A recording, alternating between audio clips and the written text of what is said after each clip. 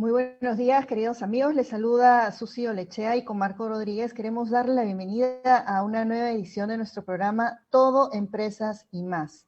Hoy, jueves de agosto, y como todos los jueves, a partir de las 11 de la mañana, aquí en Radio Miraflores La Auténtica, tenemos el gusto de compartir con ustedes este espacio en donde con nuestros grandes invitados conversamos sobre los diferentes roles que llevan a cabo en los diferentes ámbitos empresariales, deportivos y bueno, en fin, en los sectores en los que se desenvuelven. El día de hoy tenemos como invitado especial a Rafael Romero Vázquez. Él es periodista, escritor y columnista, y también es de la casa, y con él tendremos el gusto de conversar sobre coyuntura política, que es un tema que con Marco hemos venido conversando en los últimos programas, digamos, de una manera así, no hemos profundizado mucho, pero digamos que buscamos a la persona indicada que de alguna manera nos pueda dar una mirada más amplia y más grande, porque bueno, el invitado tiene ese conocimiento para poder entender qué es lo que está pasando, cómo realmente se encuentra el Perú, cuál es la situación de la coyuntura, ¿no? Bajo una mirada amplia. Y bueno, veamos cómo nos va hoy. Marco, ¿qué tal? ¿Cómo estás? Hola Susi, ¿cómo estás? Buenos días. Bueno, bienvenidos a todos nuestros amigos que nos sintonizan cada jueves a un programa más de Todo Empresas y Más. Bueno, efectivamente, hoy tenemos un programa bastante especial, quizás de repente nos aleja por un breve tiempo hablar pues de negocios, empresas y mercados, que es el punto central de nuestro programa, pero la idea es que no podemos también ser ajenos a una situación política que creo que es importante analizar, y qué mejor pues con un periodista reconocido como Rafael Romero, ¿no es cierto? Integrante también de Radio Miraflores, La Auténtica, con quienes en breves minutos vamos a conectarnos y precisamente hablar un poco sobre lo que estamos viviendo, ¿no? Y lo que un poco anticipábamos en programas anteriores, Susi, ¿no? Esta incertidumbre que es un elemento pues que penetra en los diferentes sectores, creando pues desconfianza, ¿no? Desconfianza en varios puntos, ¿no? Desconfianza para invertir, para ver con futuro de alguna manera algunos proyectos económicos, etcétera, ¿no? Hay una infinidad de situaciones que este elemento de la incertidumbre genera, pues, ¿no es cierto, no? Y eso también, repito, lo hemos comentado en diferentes programas, ¿no? Entonces con Rafael Romero, vamos a estar en breves minutos hablando precisamente en una suerte de conversación conjunta, ¿no? Junto contigo, de lo que está actualmente aconteciendo en el panorama. Desde la mirada, pues, bastante acuciosa de Rafael, que ya tiene bastante tiempo analizando, como analista político prácticamente, la coyuntura que vivimos, no solamente desde ahora, sino ya inclusive de varios gobiernos atrás, ¿no? Pero antes de eso, como siempre, algunas notas importantes de naturaleza económica, pues, ¿no? Que impactan de alguna manera, ¿no? Te cuento, Susi, que a raíz precisamente de la incertidumbre en la que estamos viviendo, las AFP vuelven un poco a estar en vitrina. Bueno, ¿por qué? No tanto por las decisiones que se tomen a nivel empresarial, sino porque está afectando de nuevo precisamente los fondos de pensiones de los derechohabientes, en este caso, ¿no? Ya se está comentando pues que esta incertidumbre está haciendo que la rentabilidad de los fondos 1 y número 2 pues empiece a caer, y empieza a caer en porcentajes superiores al 5%, ¿no? En lo que definitivamente golpea más aún si es que el dólar parece que se está quedando en 4, 4.5 y no baja, ¿no? Elementos importantes que tenemos que tener en cuenta al momento, pues, de tomar algún tipo de decisión de naturaleza empresarial con el dinero excedente que tengamos, producto de la AFP o de cualquier otra fuente, ¿no? Entonces, las AFP, fondos 1 y fondo 2, están con una retracción realmente, creo, a tomar en cuenta. Creo que esta nota no debe pasar desapercibida, sobre todo para quienes tenemos pues los fondos de pensiones como un proyecto pues de inversión a largo plazo, pues para la vejez, pues, ¿cierto? ¿No? Ese es un punto importante. No sé qué opinas de esta nota, Susi. Sí, es increíble el impacto económico que tiene la incertidumbre, ¿no? En este momento, esta coyuntura de incertidumbre que a solo 15 días de un nuevo gobierno, el efecto es realmente bastante grande en la economía, eso también lo conversaremos con Rafael, y en el tema de las Rafael. FPs es sin duda, ¿no?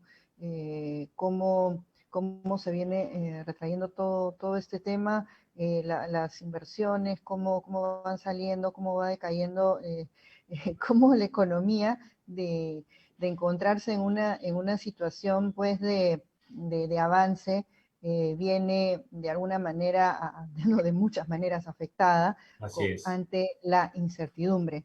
O sea, la incertidumbre pues genera un efecto de como que de detenerse, ¿no? Todos los actores de la economía, todos los actores ya de alguna manera no toman decisiones, ya dejan de tomar decisiones para continuar o deciden retirarse, ¿no? Entonces, ese es uno de los efectos, ¿no?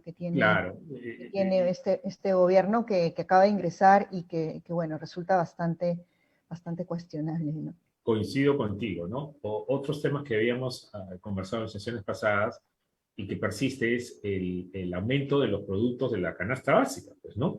El aceite, ¿no es cierto? Que lo mencionábamos, el pollo, y tanto es así que ya Indecopi, esta también es una nota también a considerar, ha empezado, ¿no es cierto?, a supervisar más o menos si el alza de los precios de estos productos, como el aceite, el pollo y otros productos de la canasta básica, ¿no es cierto?, responden realmente a factores que no sean concertación de precios, ¿no es cierto?, ¿no? Es decir, que los productores, los comercializadores de estos no vayan a concertar un precio aprovechándose de un elemento que es precisamente el que vamos a conversar más adelante y que estamos tocando, que es el tema de la incertidumbre, ¿no? Entonces, nota ahí, el Indecopi ha empezado a supervisar cómo se está manejando el tema de los precios, no controlando, porque eso tú sabes muy bien que nuestra Constitución lo prohíbe, ¿no es cierto?, porque estamos en un régimen económico bastante especial, pero supervisar de cómo está el comportamiento del alza de los precios, ¿no? Yo te cuento ayer, estaba regresando a mi casa y el precio de los combustibles también sigue en alza, ¿no? Me sorprendió ver que en una estación de servicio la gasolina, por ejemplo, de 95 superaba los 18 soles, algo impensable hasta hace unos meses, realmente, ¿no? Entonces, no sé hasta qué punto, pues, el Indecopi pueda tener, como ya lo está haciendo con estos productos que he señalado, también entrar a supervisar, nada más, a ver cómo se está comportando, ¿no es cierto?, el manejo de los precios en estos productos importantísimos, ¿no? Los de la canasta básica familiar y, por otro lado, los combustibles, que tienen un efecto también importante en cómo el comportamiento de los precios, ¿no? Eso también es algo importante que quería comentarte, ¿no? O sea, el Indecopi dice, bueno, esta alza de precios realmente es producto de los precios internacionales que también están aumentando y afectan la importación de los insumos, es un producto, es consecuencia de la especulación que hay entre los que comercializan estos productos, o de qué se trata. Entonces el Indecopi ha empezado a supervisar estos productos, ¿no? Creo que en buena cuenta, importante, ¿no? Dentro de todo, pero te lo quiero mencionar, no sé qué opinas tú también sobre la función del Indecopi, que es una institución, Susi, muy particular de economías de mercado que funcionan. O sea, obviamente eso no existe en regímenes pues, socialistas ni comunistas, ¿no? Y el Indecopi es una institución de las pocas que hemos comentado que hasta cierto punto generan confianza en la población, ¿no? Recuerdo muy bien que el Indecopi se creó a comienzos de los años 90, es decir, va a tener alrededor de 32, 33 años, cumple un rol mucho tiempo también cuestionado, pero bueno, ahí está, es una institución que creo, repito, es una de las pocas que crea confianza en los consumidores, ¿no? Pero bueno, no sé qué opinas tú, Susei. No, sí, efectivamente. Nosotros tenemos una serie de instituciones cuyas funciones se encargan de supervisar cómo se va desenvolviendo el mercado. Una de ellas es el Indecopi y Así obviamente es.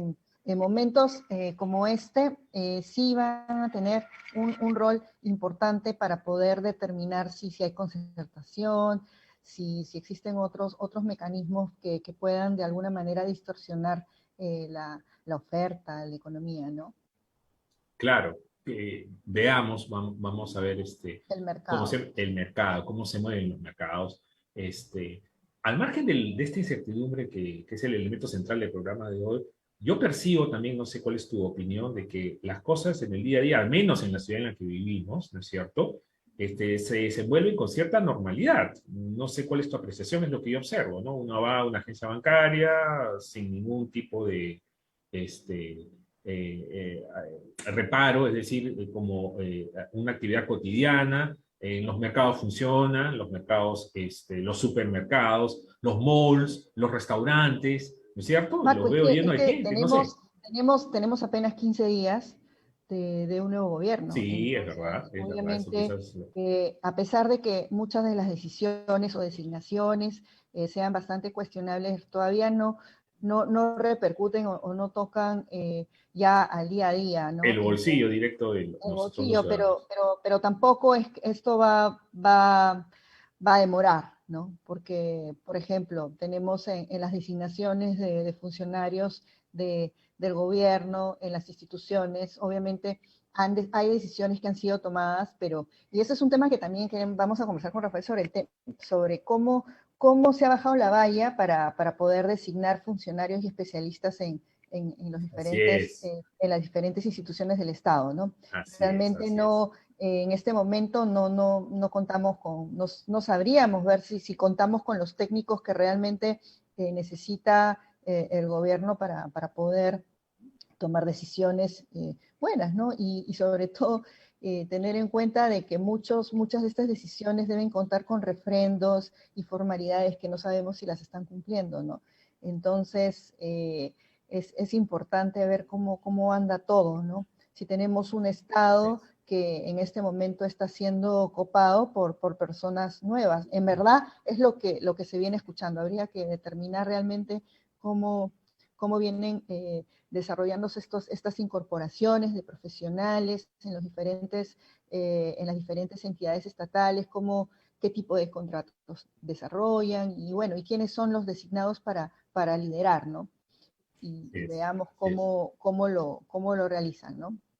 Bueno, entonces creo que después de estas primeras notas económicas, creo importantes para poder mencionarlas a quienes nos sintonizan, si no hay inconveniente, Susi, nuestro director, creo que ya podemos ir conectándonos con nuestro invitado, con Rafael Romero. Ahí está. Rafael, ¿cómo estás? Bienvenido a Todo Empresas y Más. Marco, un gusto de saludarte, estimada Susi, también muy contento de estar en uno de los programas más emblemáticos de Radio Miraflores, La Auténtica, Gracias. 86 años haciendo radiodifusión y a las órdenes para analizar el tema de la incertidumbre política. Muchísimas gracias, Rafael, por aceptar la invitación. Y bueno, definitivamente tú tienes mucho que contarnos, sobre todo porque ya vienes analizando la política peruana desde hace muchos años, por tu labor de periodista, columnista, escritor. Entonces, como primera pregunta, Rafael, coméntanos, Sí. ¿cómo encuentras tú estos 15 primeros días del gobierno de Pedro Castillo? Así en primer, Sí, de Tus forma primeras general. impresiones. Sí, así es. perfecto. Sí, ante todo a tu público y tus seguidores, que es gente muy destacada e importante, y ustedes como profesionales del derecho, estamos viviendo en estos primeros 15 días de gestión de Pedro Castillo algo que se ha visto en los últimos meses, sobre todo, una consecuencia de falta de institucionalidad. Hoy, el grueso de la población, los casi ya 33 millones de peruanos, asistimos a lo grave que es cuando se gobierna sin instituciones sólidas y cuando se genera un ruido político e ideológico como el que vivimos hoy. Vamos al primer punto, el Estado de Derecho. Así es. ¿Cómo está el Estado de Derecho en nuestro país? Ya desde Vizcarra, con Sagasti un poco se trató de manejar la cosa, aunque fue el continuismo de Vizcarra, la institucionalidad había hecho crisis. Para no ir más lejos, hoy esa institucionalidad se resquebraja. Entonces, el Estado de Derecho, cuando es inestable, cuando hay un poder judicial con cuestionamientos a la presidenta del Poder Judicial, Elba Barrios, cuando hay una fiscalía con cuestionamientos a Zoraida Ábalos, cuando hay una Junta Nacional de Justicia con una persona que ya no debe ser la que representa a esta Junta porque ya se pasó de edad, cuando vamos a otro tipo de instituciones políticas y constitucionales, como el propio Tribunal Constitucional, donde los tribunos 6 ya debieron irse a su casa hace tiempo, entonces vivimos en una crisis tal de institucionalidad que va a afectar no solamente la buena marcha de la economía, esa estabilidad monetaria que el BCR siempre está luchando porque se consiga con Julio Velarde, que fue dejado a un lado en una reunión hace poco que ya estaba pactada con el presidente Castillo. Entonces, el primer elemento y ángulo en un programa como este que tiene que ver con las empresas, los inversores, sobre todo el tema de la credibilidad, nuestras instituciones no la tienen, no tienen credibilidad, estamos en una situación muy difícil, por tanto hay que ver el elemento Estado de Derecho, que ha sido torpedeado aún más con ese criterio o UCAC de querer hacer una asamblea constituyente. Este creo que es el primer elemento, la primera piedra angular que podemos poner para analizar de que hemos llegado en estos primeros 15 días a una consecuencia que se ha visto en los últimos 2 años por lo menos y que ahora se ha agravado por el exceso de carga ideológica. Hoy se acaba de reunir el presidente de la República, ha ido a pie 3 cuadritas, 4 cuadras, ha ingresado a Palacio Legislativo, se ha visto con la presidenta del Congreso, es un gesto, pero cuando ese gesto se ve, y he visto la foto y lo puse en Twitter también, que se dan un saludo muy cordial, pero ¿qué pasó con Evo Morales? Por un lado, palo, por otro, zanahoria. Por un lado, la escopeta de 2 cañones, entonces yo voy, visito a la presidenta del Congreso, me tomo la foto, pero por otro lado, Evo Morales, qué bien baila y entra acá al Perú como Pedro en su casa. Ese es un punto entre los muchos puntos que acabas de mencionar que resulta bastante controvertido, ¿no? ¿Qué hacen exgobernantes? ¿Qué hace tanta interferencia internacional en los primeros días de un nuevo gobierno, ¿no? ¿Qué Así es. hace Evo Morales visitando por Sí. segunda vez el Perú en menos de 15 días? Dice que han invitado a una conferencia sobre el tema sindical en un sindicato que acaba de hacer Pedro Castillo, que es un grupo de profesores, de docentes, allegados a él, y que el SUTE se ha preocupado, ¿no? Y bueno, el tema es que dentro del propio oficialismo, dentro de Perú Libre hay facciones, por más que quieran disimularlas. El caso de Cerrón, el hermano de Cerrón que está en el Congreso también, Bellido, con su audio, estos audios donde necesita balas él porque no tiene balas. Entonces, y los medios de comunicación. Dentro de este Estado de Derecho tenemos efectivamente las instituciones, los organismos constitucionales, autónomos, pero también está el otro lado, el de los medios de comunicación. Y ustedes que están en medios de comunicación que hacen una labor muy importante con las empresas, entregándole pues información y recibiendo a través de las entrevistas cómo estas empresas van caminando. Estas empresas, ¿cómo pueden mantenerse cuando hay el otro elemento, el del poder mediático?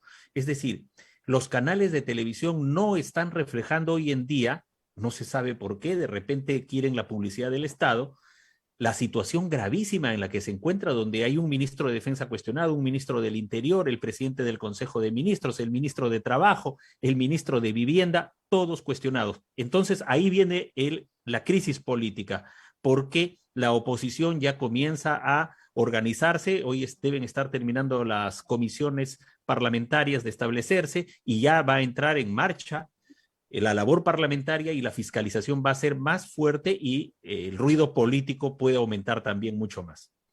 Rafael, ahora que mencionas este punto, ¿no? De estas designaciones bastante cuestionables. O sea, si nosotros veíamos al menos una de esas designaciones o uno de estos personajes designado en un gobierno anterior con todos estos antecedentes de delitos y de historia personal y de foja de vida que realmente no son cuadros que podrían, que están capaces moral y profesionalmente como para liderar sectores.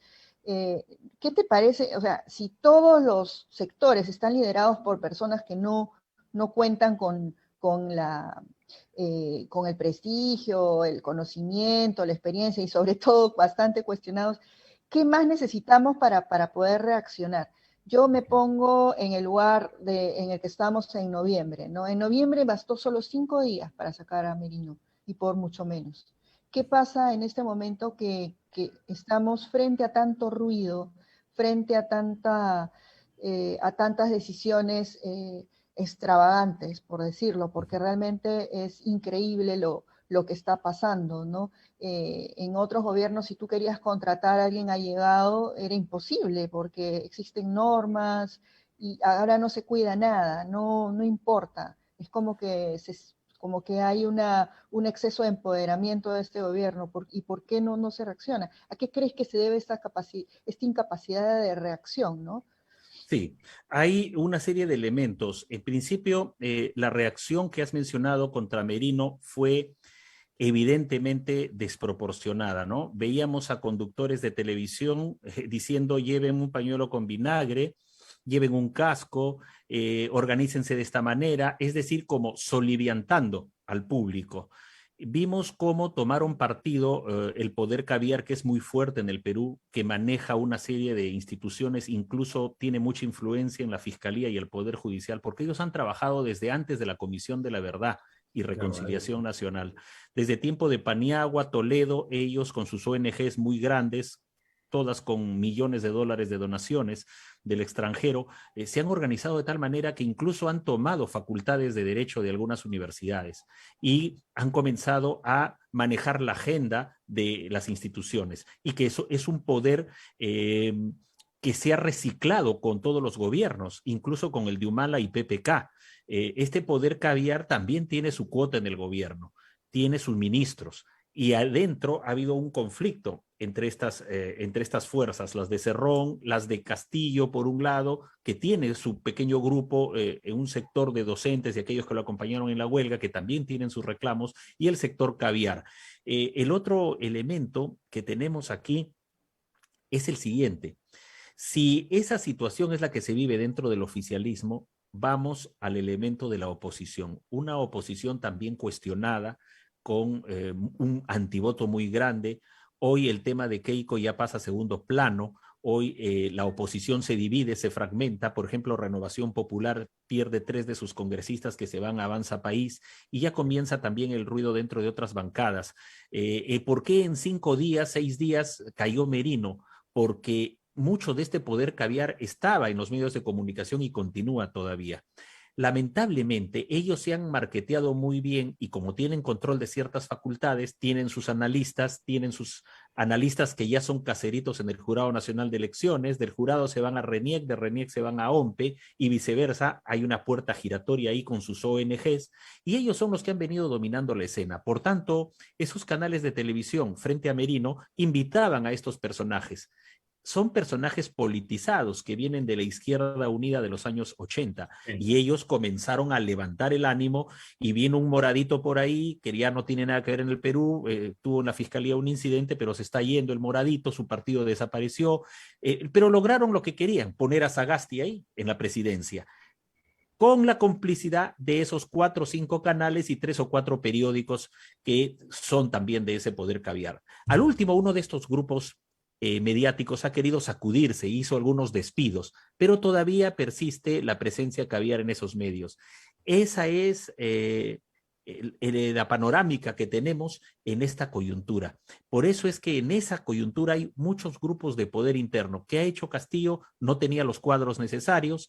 Al no tener los cuadros suficientes y estar en medio de ese conflicto, ha llamado a los que Cerrón decidía que vayan. Hubo el incidente de Aníbal Torres, de Pedro Franque la noche anterior, que se tuvieron que ir a su casita, no juramentaron, esperaron hasta el día siguiente y no tenían a quién poner, y resultaron estos ministros que son cuestionados, que como ustedes lo señalan, ¿no? Debe haber un decoro, debe haber una integridad, debe haber un currículum profesional interesante, porque son ministros de Estado. Si los ministros están así, los viceministros, ¿qué se puede esperar?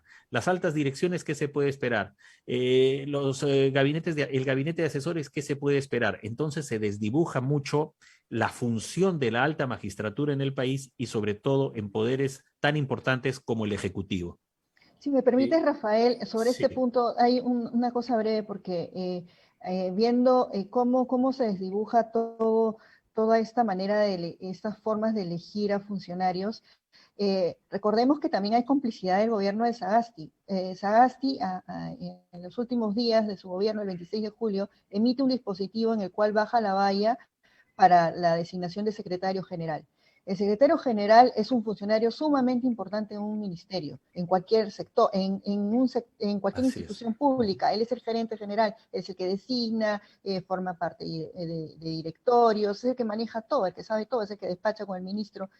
Y ahora el único requisito es ser Sí, del designado presidente por la el decisión, presidente de ¿sí? la República. Entonces, ya esto es increíble, ¿no? Esto ya contaba con la complicidad, porque no hay otra forma de decirlo, del Sí, yo, gobierno yo, yo creo de que transición.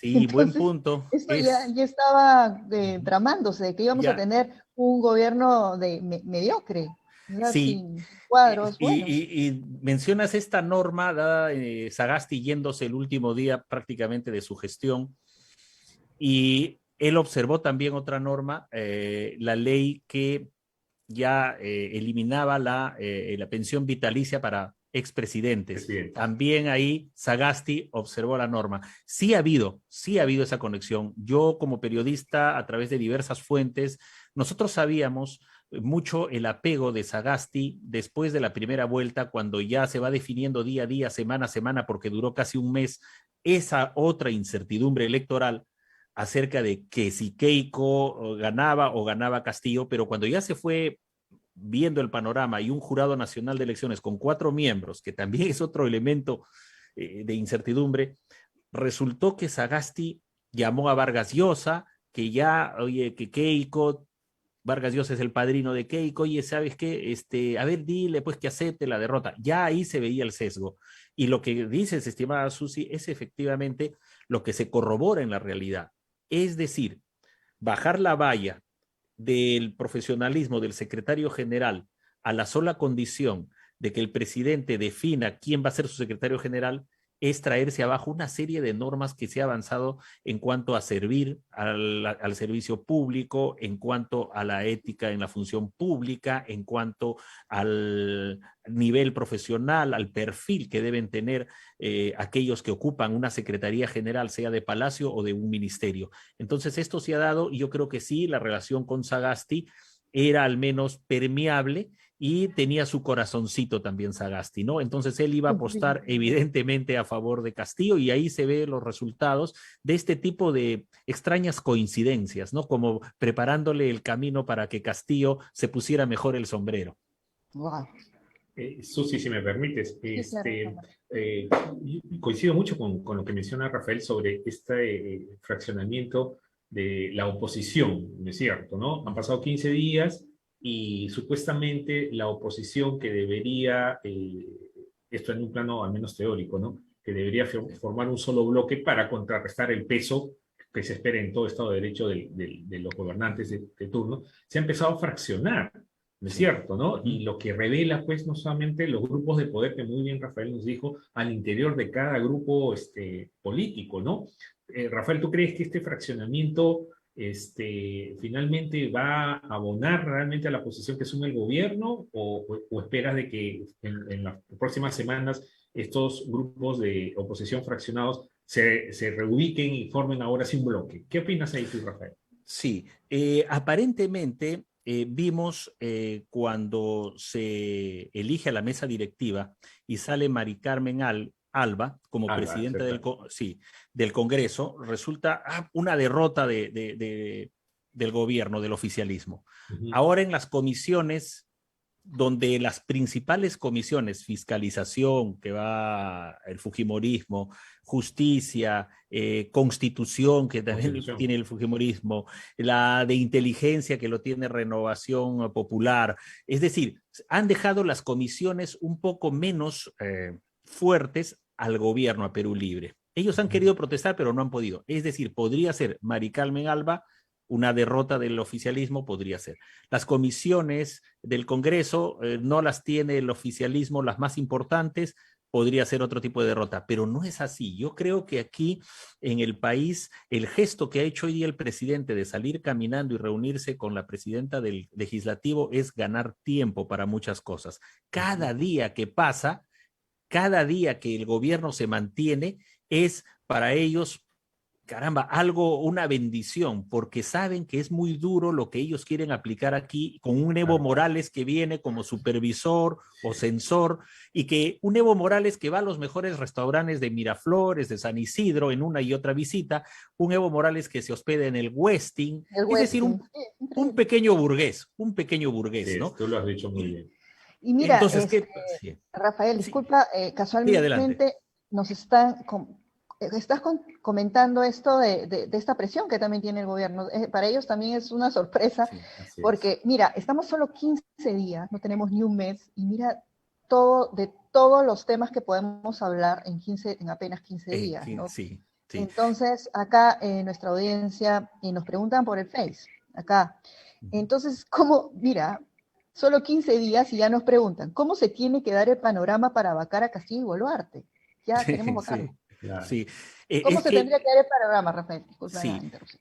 la Constitución establece el tema, pues, de muy específico, el tema por esta condición moral, ¿no? Es decir, yo nombro a alguien que está investigado por terrorismo y este otro tiene una relación que visitó el Brain. Tengo a este ministro de Defensa que fue uno de los artífices para que el Colegio de Abogados de Lima no tuviera un miembro más en el jurado y le doy el premio.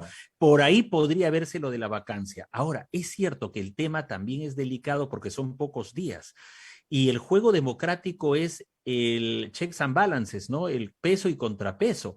Entonces, la vacancia suena interesante, suena fuerte, pero también hay muchos parlamentarios que la ponen a un lado y dicen, un momentito, esperemos, pero el gobierno gana con la espera, porque se divide la oposición, hay problemas con Renovación Popular, en el tema ahí de Montoya, que tuvo una discrepancia muy fuerte con Norma Yarro. Hoy día Norma Yarro sale al frontis del Congreso a dar una conferencia de prensa y atrás salieron los parlamentarios de Perú Libre con carteles. Entonces, eso vamos a tener. Golpe contra golpe, mediático, no mediático.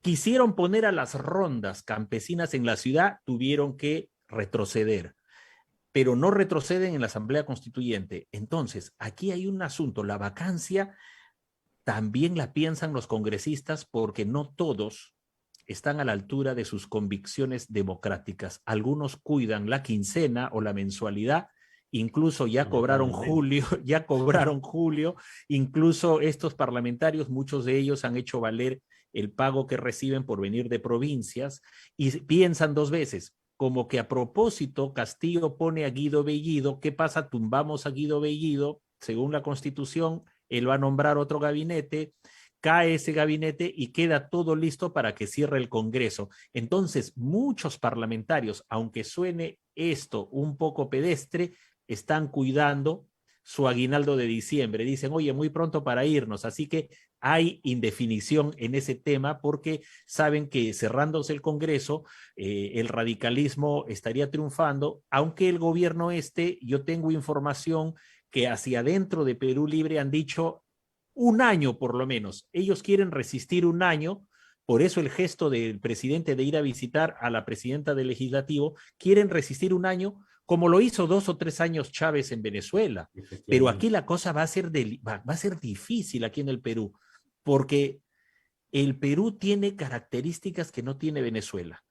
Y estamos seguros que las instituciones que todavía prevalecen, y entre esas también el empresariado peruano, la pequeña, mediana empresa, está resistiendo, está saliendo al frente.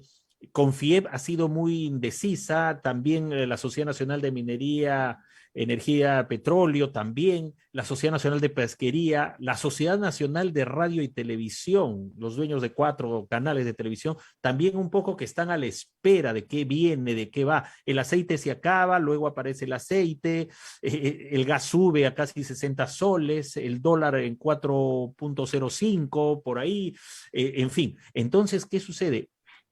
Todos esos elementos todavía se van a mantener, pero eso va a frenar las inversiones, la bolsa de valores tiene caídas, los bonos de la deuda externa también configuran ya algo en contra del Perú. Al no haber inversión no hay empleo, al no haber empleo hay más violencia, hay más delincuencia en las calles.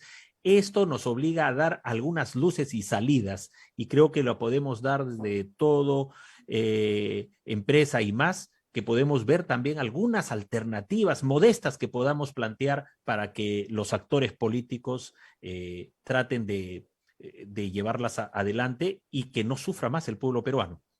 Yo Sí, creo que sí, Rafael, Susi. como tú comentas, todos los sectores estamos como en un compás de espera, ¿no?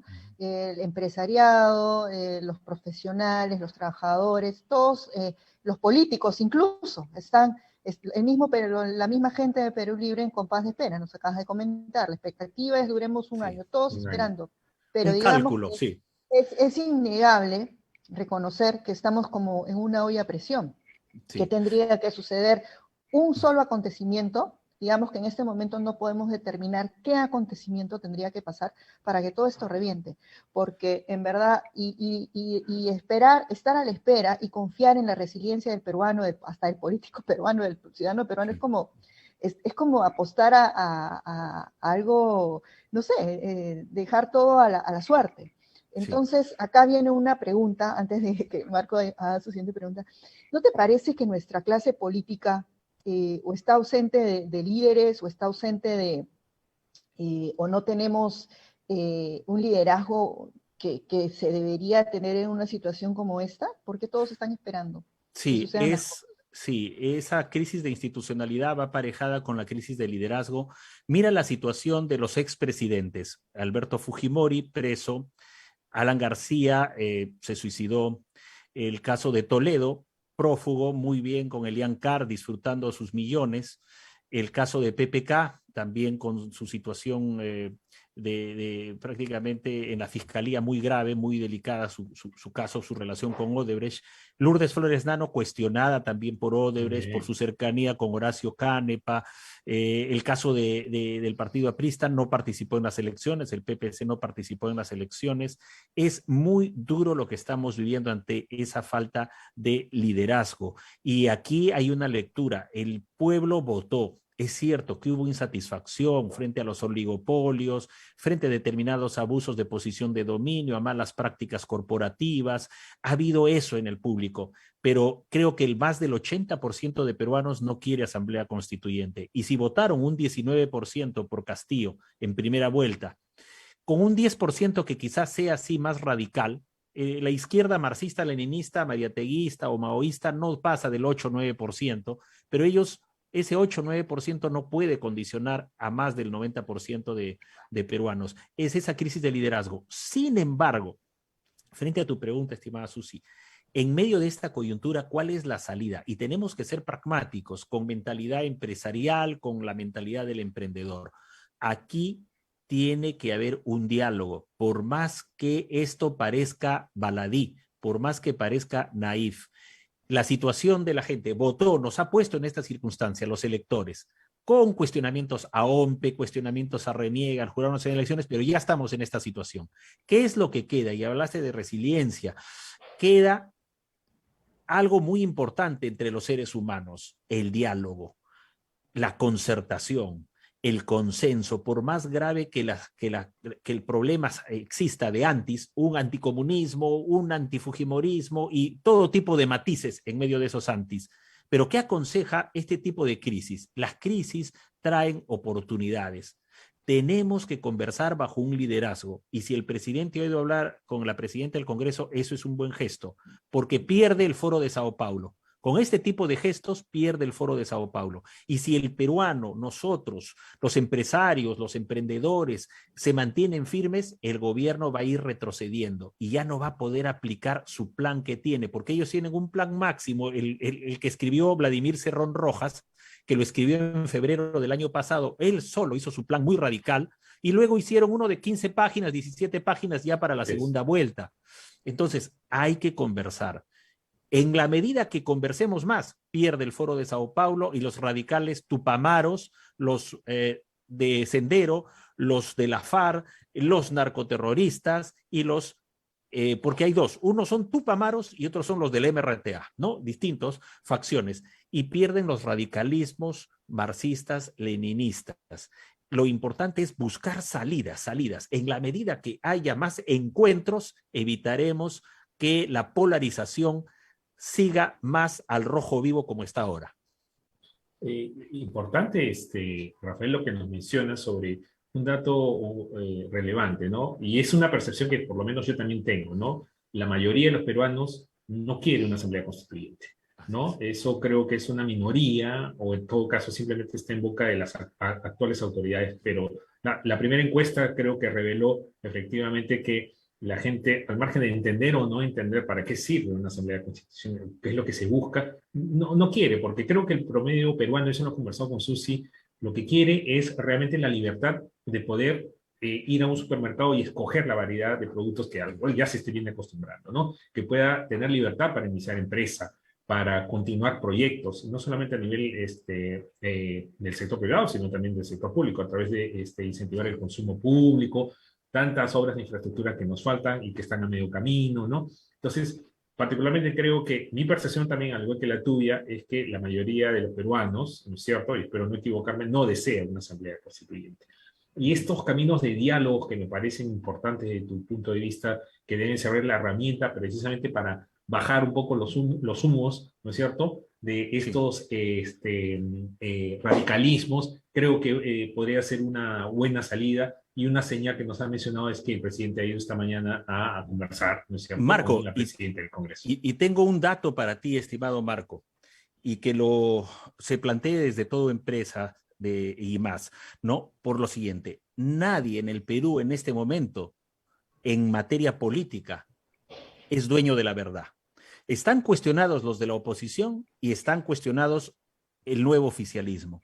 Todos tienen rabo de paja. Todos tienen rabo de paja. Jorge el Castillo, Lourdes de Córdoba, también Cerrón, también Bellido, también el profesor que no usaba sombrero. Ahora no se quita el sombrero ni para dormir. Entonces, ni para vacunarse. Ni para vacunarse, ¿no? Entonces, y claro. para vacunarse, sí. Y está planeado, claro, sí. si me permite, Rafael, está planeado, sí, por lo que estoy enterando, de que hay un primer viaje al extranjero del presidente Pedro Castillo para entrevistarse con el actual presidente de Estados Unidos, hacer una pequeña conferencia en la ONU. En el marco de la ONU. Exactamente, si en la ONU va a estar con el sombrero puesto o no, ¿no? O sea, me da la impresión de que vamos a vivir todavía situaciones de incertidumbre hasta este extremo, ¿no? Ahora, mínimos, ¿no? Sí, este viaje se da en un contexto que es uso y costumbre en las Naciones Unidas de recibir a los presidentes recién juramentados. Así es. Pasó con Alan García el 85 y ha pasado con otros presidentes de América Latina de visitar la ONU. Y si va, como dices, de hecho va a ir con el sombrero. Sí. Bueno, Yasser Arafat iba con su indumentaria palestina. Así es. Y llevó un olivo una vez en símbolo de paz. Pero en el caso de Castillo, esto viene de asesores extranjeros. Uno venezolano-brasileño, medio de venezolano-brasileño, que recomendó el uso del sombrero, y también los asesores seguramente cubanos del G2 de inteligencia, la gente de Evo Morales. Evo Morales logra que se ponga él este saquito especial. Típico. Exacto. Y se mimetizó con el sombrero, que parece un sombrero de Speedy González, de los dibujos animados, un mexicano, por ahí. Sí, lo recuerdo. Y que el sombrero es de Holanda, de esa característica, se usa en Holanda también. Entonces, atacó al rey de España frente a 15 metros de él, desde su podio atril estaba el rey, y dio un discurso donde atacaba pues la transculturación, el encuentro de dos mundos. Lo recuerdo muy bien. Nuevo. Entonces, y se copia con la chaquetita esta, de factura francesa de Evo Morales. Entonces, él se ha mimetizado, ha tenido esos asesores para mimetizarse de esa manera, lo cual significa que no es auténtico. Pero en medio de esta coyuntura yo pido el diálogo. ¿Por qué, estimada Susi y Marco? Porque no podemos seguir dándole a la gente, a los inversores, malas señales. Además, acá hay una lucha ya geopolítica en América Latina. Venezuela está muy cerca a dos potencias mundiales. Y esas potencias mundiales también tienen interés en el litio que tiene el Perú, que hay en Puno, en el uranio. Hay intereses geopolíticos, hay lobbies. El hecho de que haya ido a la embajada china y después se ponga una vacuna china, hay un juego de intereses. Por tanto, debe primar el diálogo. Y cuando tenemos un Héctor Béjar, que ha sido guerrillero del 62 al 65, y que vemos un libro que le hizo Velasco, porque Velasco lo apoyó mucho a Héctor Béjar, un Héctor Béjar que se ha reciclado y que es medio caviar y es medio foquista guevarista. Pero cuando vemos ese escenario de que ya la Cancillería está en manos de un comunista de este tipo, Bellido por otro lado, cuestionado por la Fiscalía por los audios estos, entonces nadie tiene la verdad, tampoco la tiene la oposición. Entonces, menguemos un poco en favor de los inversores y de la opinión pública y del Perú. Dialoguemos. Por ahí hablaron del Consejo de Estado, este esperpento, porque de todas maneras es un esperpento que crearon con Toledo y Antero Flores Arauz, por ahí apareció que ya quieren llamar a ese Consejo de Estado, que dicho sea de paso, cuando se han reunido ha sido algo más de té de tías, como el Acuerdo Nacional. Pero lo que se merece acá es que los actores políticos dialoguen, así como en el caso extremo, mutatis mutandis, cuando hubo la Segunda Guerra Mundial, no se reunió Churchill, Stalin y se reunió también Roosevelt.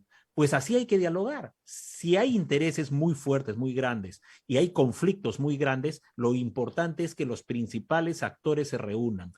Sea el Acuerdo Nacional, que no ha servido, ni el Consejo Nacional, no, un diálogo franco, como el que hoy se han encontrado los dos titulares de dos poderes, ejecutivo y legislativo. ¿Y por qué el diálogo? Porque la esposa Lilia Paredes Navarro es otro factor de poder. Mientras uno, el presidente, está con su sombrero, no sabe si ir al lado de Evo, al lado del diálogo, ir de la democracia o del Foro de Sao Paulo, la esposa tiene una influencia y desde tu programa, estimada Susi Marco, en la política, y la política peruana sobre todo, tiene cosas muy anecdóticas y tiene cosas que son muy míticas. Un presidente que se iba a las guaringas, el otro hacía su pago a la tierra, con el Yancar, me refiero a Fujimori que iba a las guaringas, por ahí hay gente que cree mucho en eso, pero si ella es cristiana, como dice, de la iglesia evangélica cristiana nazarena de Chota, nazarenos son aquellos que están dedicados al servicio a Cristo, a Cristo. Entonces debe tener una relación con Pedro Castillo y que le haga ver que el diálogo es importante. Qué importante lo que nos mencionas sobre el diálogo y tu apuesta por esta herramienta, ¿no? A propósito de lo que nos preguntan también por la web, quería preguntarte, me parece una pregunta también interesante. ¿Cuál es tu opinión, Rafael, sobre las marchas, la convocatoria de las marchas? ¿Tú crees que funciona? ¿Puede ser una herramienta que pueda ayudar en algo? ¿Solamente parece que se ven en Lima, en las provincias como que son ajenas a esta? ¿Qué opinas tú ahí, Rafael? Sí, en esto es como hay un pensamiento, un dicho, un refrán cubano que dice, no hagamos las cosas, ¿no? Por el resultado que vamos a obtener, ¿no? Sí, o sea, si nosotros vemos que las marchas quizás no son lo que se espera, porque a veces quieren que una marcha haga retroceder un gobierno, no nos preguntemos cuánto se gana haciéndolo, sino cuánto se pierde no haciéndolo.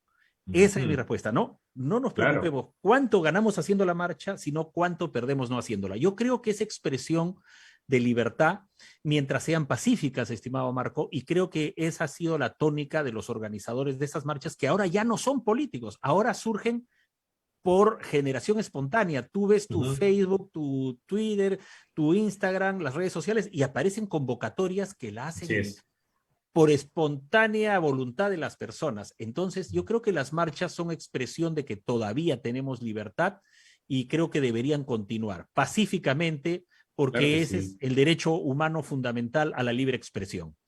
Claro, además es la manifestación del pueblo, ¿no? El pueblo está protestando y tiene que ser escuchado, ¿no? Es una válvula de escape también porque en medio de la pandemia, del distanciamiento social y en medio de esta crisis política, es decir, yo creo que la crisis política está golpeando más que la pandemia ahora, porque la gente se está vacunando, ya vemos en Arequipa, se habla de la tercera ola, pero cuidado, acá hay muchos intereses políticos, mediáticos que vienen del extranjero sobre la tercera ola también. Seamos realistas, hay que ver el despacho que el MINSA saca todas las tardes sobre la cantidad de fallecidos y hemos visto que ha bajado sustantivamente ha bajado la cantidad de personas fallecidas, ¿no? Potenciar la buena gestión pública, eso es lo que hay que pedir al señor Castillo. Los libros de texto de Marx, de Engels, de Lenin, etcétera, esos textos ya demostraron que no sirven. Se demostró en Vietnam, se demostró en la URSS, por eso desapareció la Unión de Repúblicas Socialistas Soviéticas. Se ve en Cuba y se ve en Venezuela, que no han servido esos textos, pero sí la buena gestión pública y la gobernabilidad.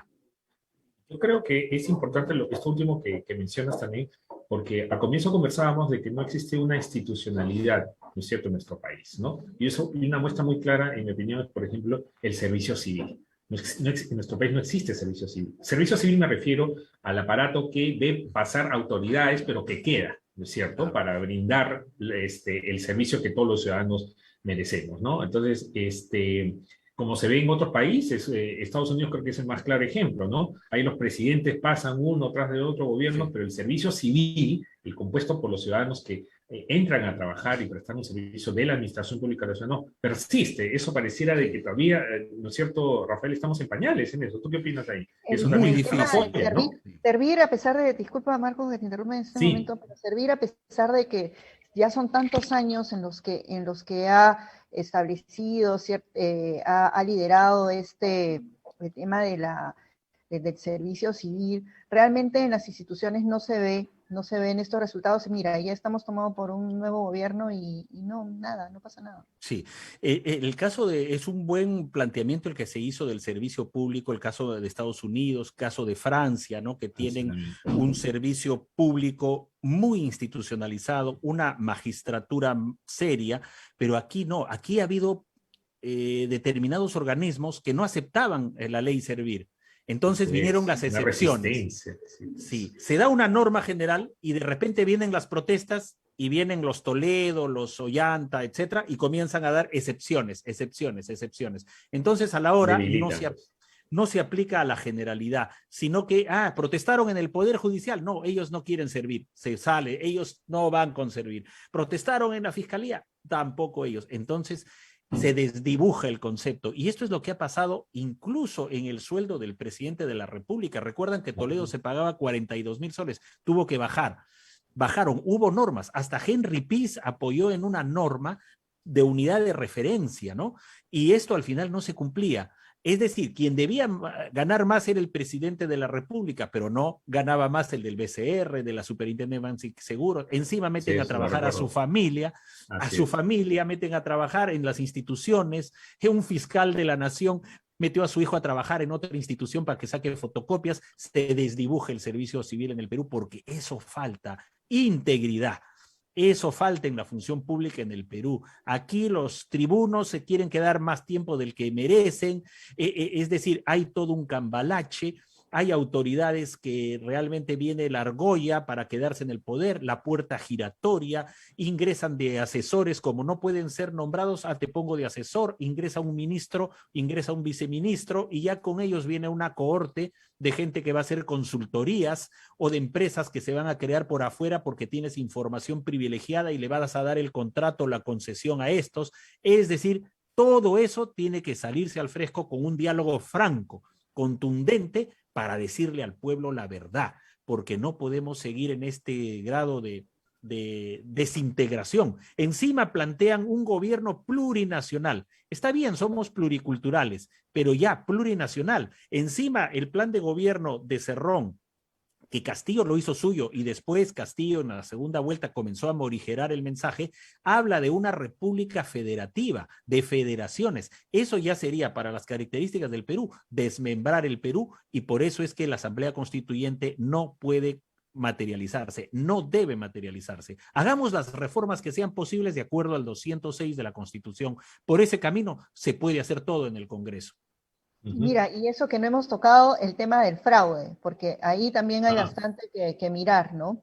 Ese es un tema que bueno... En eso, Susi, en eso has dado, caramba, un buen martillazo en el clavo. ¿Por qué? Porque veo que los congresistas ahora están muy suavecitos, rápidamente se han adormecido. ¿Qué? Los de la oposición no decían que iban a hacer una comisión para investigar qué pasó con el proceso electoral. Eso es lo primero que deben hacer, una comisión de la verdad sobre las elecciones presidenciales, congresales, pero saben ellos que se pueden disparar a los pies, porque si todo esto se descubre que fue manipulado y de alguna manera condicionado fraudulentamente, saben ellos que también pueden pagar el pato. Entonces ya veo cómo los congresistas, antes de ser elegidos, mejor dicho, cuando eran candidatos, decían una cosa y ahora que están electos, elegidos, ya juramentaron el cargo, ya dicen otra cosa. Esa ambivalencia también es cuestionable. Sí, realmente es increíble la inestabilidad que observamos en los actores políticos, ¿no? Esta falta como que de darse cuenta que sus roles son sumamente importantes. Si eres elegido congresista, puedes hacer grandes cambios, puedes hasta cambiar al presidente, hacer una investigación, como bien lo menciona Rafael, agruparte para poder hacer una investigación, una muy buena investigación, una comisión de la verdad sobre el fraude. Y llaman poderosamente la atención que siendo actores que están, digamos que vistos por todos, no asumen el liderazgo, no asumen las capacidades, las funciones que tienen simplemente por un interés personal. Eso es lamentable, da mucha tristeza, y un poco que quería tocar el tema también de servir y la gente que trabaja en el Estado, ¿no? Imagínate cuánta gente está esperando que se den todas esas evaluaciones de servir, tener un mejor régimen laboral, y ahora se encuentran con un nuevo gobierno que ha bajado la valla para las contrataciones. ¿Cuántos profesionales tenemos muchos años en el gobierno? Y ahora sus condiciones, sus condiciones de crecimiento profesional, hasta de estabilidad, digamos, no saben si sus contratos van a continuar. Todo es muy inestable, ¿no? Y es, digamos, que bastante injusto, ¿no? Entonces, y hay tanto que hacer por todos lados, ¿no? Ahí Susi, una maraña de normas. Los CAS, los 276, el 728, en la administración pública hay tantos regímenes y eso genera más inestabilidad todavía. Tenemos una informalidad galopante de más del 70% ya en el sector privado. Encima, el mismo Estado le debe a Esalud, le debe pagos, municipalidades, ministerios le deben a Esalud. Entonces tiene que ordenarse y eso se hace bajo un liderazgo auténtico de aquella persona que tiene visión de estadista y que tiene las credenciales para imponerse y hacer que prime el Estado de Derecho, y que lo puede tener el señor Castillo, lo puede tener. Si él, que es el jefe de Estado, es el jefe de Estado, es el primer mandatario, tiene la más alta magistratura del país, si él se decide ordenar la casa, esos gestos van a ser rápidamente tomados por los inversores, por la ciudadanía, por los actores políticos. Si él comienza a ordenar la casa, está a tiempo de hacerlo. Han pasado 15 días, pero si él se pone firme en el sillón presidencial y comienza a ordenar, a ser coherente, a respetar la Constitución, a poner en su sitio a aquellos que quieren jugar un laboratorio dentro del país, entonces el presidente estará dando muestras rapidísimas de institucionalizar las cosas acá en el Perú y comenzar a salir de la crisis. Así es. Muy bien, Rafael, ¿no? Susi. No, sí, bueno, esperemos, no perdamos la fe de que el presidente pueda llegar a puntos de encuentro con actores que son sumamente opuestos, ¿no? De hecho, es difícil, pero no imposible, ¿no? Llegar a puntos de encuentro, porque de puntos en común existen puntos en común, ¿no? Hay que hacerlo de inmediato, porque yo vivo en Miraflores y siempre me voy por Larco y cada vez encuentro más tiendas cerradas. He estado en Porta hace poco, iba a veces ahí a tomar un café y una hamburguesería cerrada. Uno pasa por Larco, cerca a la cuadra 9, 8, comienza a ver ya locales cerrados. Te vas por Alcanfores, te vas por Ricardo Palma, es decir, cada día que pasa es un drama para mucha gente. Empresarios que recién comenzaban en enero del 2020 y en febrero estaban ya con su negocio y en marzo viene el confinamiento, toda su inversión perdida. Empresarios también que tenían sus confecciones, ya habían hecho sus lotes de ropas, telas para vender, vino la pandemia abajo. Entonces esa gente ha tenido que despedir personal, ha perdido dinero, tiene que pagar a los bancos. Es necesario que nos apuremos para darles mayor tranquilidad a miles de familias. Y sobre todo tener esos liderazgos en cada sector, porque tenemos cuántos ministerios y que cada ministerio se ocupa de un sector determinado. Y si se exige se elige a verdaderos líderes para cada sector y toman esas decisiones políticas que se necesitan para poder seguir avanzando, las cosas, las cosas irían bien, pero lamentablemente no se está haciendo esas designaciones de la manera como deberían efectuarse, más aún teniendo en cuenta que estamos en pandemia aún. Entonces, Sí, y más, eso nos llevó a un sí. retroceso. Estamos hablando de un momento anterior a las elecciones. Entonces, no sé, apelemos a que Ahí nuestros tienes, Susi, ahí tienes políticos... Susi, un elemento para un gesto importante. Más de 18 ministerios. La oposición quiere que cambien a 5 ministros. Ya, que comience el presidente cambiando a 3. Y ya es un gesto importante para una mejor comprensión entre oposición y oficialismo. Ese es un elemento clave que he señalado y ojalá el presidente tenga la sensatez del caso y comience a ser mucho más predictible las cosas. Sin predictibilidad no hay orden, No se hay, genera el efectivamente, caos, no hay inversión. efectivamente. Pero tú Así qué es. haces, a ver, mira, o sea, a mí me preocupa, ¿qué haces con un presidente que realmente no tiene esa visión amplia, que Sí. no tiene que no ha estado parado en diferentes escenarios, que no ha sido empresario, su máximo rol que ha sido liderar huelgas, ¿no? Sí. Entonces, ¿cómo, y que para Eh, uh-huh. empoderarse necesita un sombrero y un traje determinado, porque tú le quitas el sombrero y es como un personaje que lo sostiene con la ropa. Es realmente Es un reto enorme y enorme, sobre sí. todo en esas coyunturas tan extremas, cuando uno está en el precipicio, es cuando surgen los líderes. Apelemos con un voto de esperanza para que el presidente se reinvente, innove y sobre todo cambie de chip y asuma la conducción del país. Es posible, muy difícil, pero no imposible. Y yo para quizás ir cerrando Me quedo también, con eso. ¿Eh? claro, exacto, me quedo con lo que tú has mencionado, Rafael, y me quedo también con lo que es esta herramienta muy usada en nuestra política desde hace décadas, el diálogo, ¿no es cierto? ¿No? Diálogo. Que es la única herramienta o llave que va a abrir pues, realmente a poner en contacto a dos grupos políticos, creo, por el bienestar del país. Y también me quedo con lo que dijiste de la primera dama, ¿no es cierto? ¿No? La Sí. influencia que puede tener teniendo digamos, el apego a la religión evangélica, pues, ¿no? Sí. Esperemos que funcione, esperemos que funcione. Me quedo también con esa apreciación que lo has hecho, no sé si quieres profundizar un poquito más ya para sacar este punto. Sí, Rafael. un poco a modo de conclusión, uno tiene que solucionar conflictos. Tenemos expertos en solución de Así es. conflictos. Incluso a veces ha habido la oportunidad que uno ha hecho un entrenamiento con personas cuando ha habido situaciones conflictivas entre temas de diversa índole y uno llama a un método que es para solucionar la diferencia entre las partes. Eso es lo que se tiene que hacer aquí. Yo creo que el presidente tiene que dar la iniciativa, ha dado un paso hoy, pero que esto sea consistente y sistemático, que comience por casa en estos días, que ponga en orden la casa, porque hay fuerzas internas muy grandes ahí, cada uno tiene sus intereses, la oposición haga lo propio, no hay un interlocutor válido en la oposición. Otras veces en otras democracias tú tenías un líder de oposición, en este caso no hay un líder de Ay, oposición. pues, Hay pigmeos, pero no hay uno que salga al frente. Entonces, necesitamos liderazgo. Programas como el vuestro ayudan a generar esos liderazgos. Cada uno en su comunidad, en su distrito, en su región tiene que ser un líder y habrá tiempo seguramente de analizar el papel que deben cumplir los gobiernos regionales y los alcaldes cuando hay esta crisis grande. Es decir, el agente, el vecino, el ciudadano tiene que ver el primer peldaño de la democracia es su municipalidad.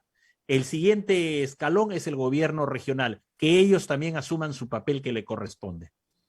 Me quedo con eso también y realmente